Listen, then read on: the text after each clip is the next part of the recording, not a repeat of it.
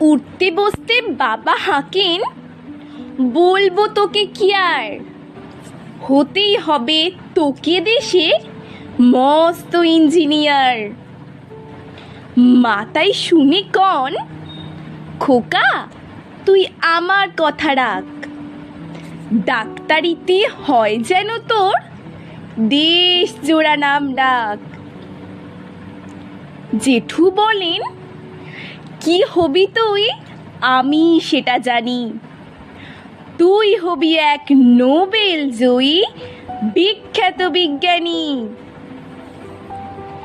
একই সঙ্গে সবাই বলেন, অন্য কিছু নয়, এবার তোকে হতেই হবে স্কুলে ফার্স্ট বয়। আমার ইচ্ছে ঘুড়ি ওড়াই, লাট্টু ঘুরাই, আর ক্রিকেট খেলি, সাঁতরে কুড়ি মস্ত দিঘি পার।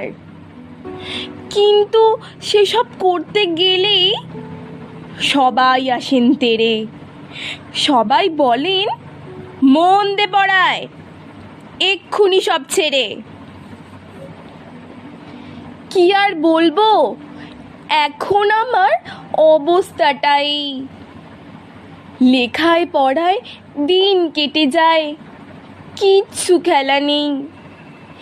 এক এক জনের এক এক ইচ্ছে, সবাই দিচ্ছে তারা, তার ফলে ভাই আমার নিজের ইচ্ছে গেছে মারা।